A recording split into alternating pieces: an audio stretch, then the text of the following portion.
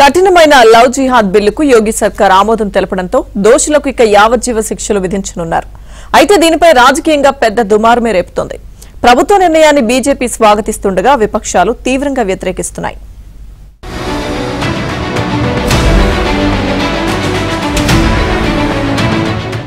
UP సర్కార్ తీసుకువచ్చిన బలవంతపు మత మార్పుల నిరోధక సవరణ బిల్లు 2024కు ఆమోదముద్ర పడింది. ఇప్పుడు ఈ యాంటీ లవ్ జిహాద్ చట్టం పెద్ద దుమారం రేపుతోంది. దీనిపై రాజకీయ వర్గాల్లో భిన్నాభిప్రాయాలు వ్యక్తమవుతున్నాయి. యాంటీ లవ్ జిహాద్ చట్టాన్ని బీజేపీ నేతలు స్వాగతిస్తుండగా విపక్షాలు మాత్రం తీవ్రంగా వ్యతిరేకిస్తున్నాయి.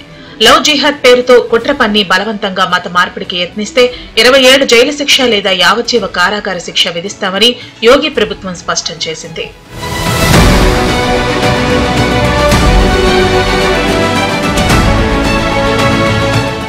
ఇప్పటి వరకు లవ్ జిహాద్ కు పాల్పడితే 50,000 రూపాయల జరిమానా లేదా 10 ఏళ్ల జైలు శిక్ష ఉండేది. అయితే బలవంతపు మత మార్పిడికి బ్రేక్ పట్టం లేదనే విమర్శల నేపథ్యంలో మరింత కఠినంగా వ్యవహరించాలని యోగి సర్కార్ నిర్ణయించింది.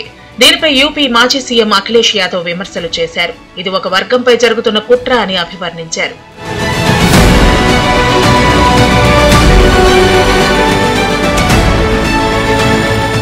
యాంటీలో జిహాద్ బిల్లును తెలంగాణలో అమలు చేయాలన్న రాజాసింగ్ అయితే యాంటీలో జిహాద్ బిల్లును తెలంగాణ బీజేపీ ఎమ్మెల్యే రాజాసింగ్ స్వాగతించారు.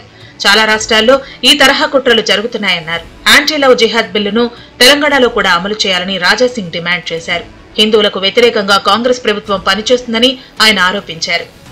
ఉత్తరప్రదేశ్ లో యోగి ఆదిత్యనాథ్ గారు ముఖ్యమంత్రి గారు లవ్ జిహాద్ ని ఆపనికి ఒక మంచి చట్టం వాళ్ళు తీసుకొని వస్తున్నారు.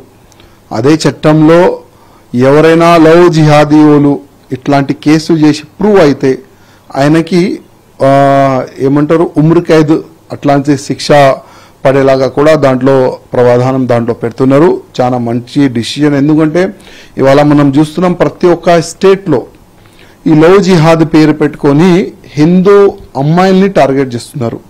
ప్రతి ఒక్క స్టేట్లో కొన్ని ప్లేసెస్లో నువ్వు పిల్లలు కనాలే లేకపోతే నీకు చంపేస్తాం 35 పీసెస్ చేసి కూడా పాడేసినారు కదా శ్రద్ధా వాల్కర్ని సూట్ కేసులో ప్యాక్ చేసి పాడేసినారు. చాలా వరకు ప్రతి ఒక్క స్టేట్లో ఈ లవ్ జిహాద్ పేరు పైన కేసులు జరుగుతుంది. అందుకోసమే ఈ యోగి ముఖ్యమంత్రి గారు ఒక మంచి వాళ్ళు డిసిషన్ తీసుకున్నారు.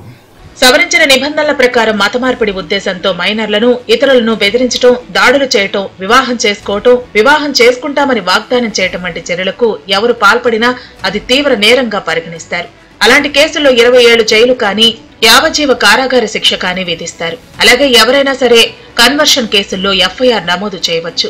గతంలో ఇలాంటి కేసుల్లో సమాచారం కానీ ఫిర్యాదు కానీ బాధితులు, తల్లిదండ్రులు, తోబుట్టువుల సమక్షంలోనే ఇవ్వాల్సి ఉండేది. ఇప్పుడు ఎవరైనా సరే లిఖితపూర్వకంగా పోలీసులకు సమాచారం ఇస్తే సరిపోతుంది. ఇలాంటి కేసుల విచారణను సెషన్స్ కోర్టు కంటే దిగువ కోర్టులు చేపట్టరాదు. పబ్లిక్ ప్రాసిక్యూటర్ లేకుండా బెయిల్ అభ్యర్థులను పరిశీలించరాదు. ఇవన్నీ నాన్ బెయిలబుల్ కేసులుగా పరిగణిస్తారు.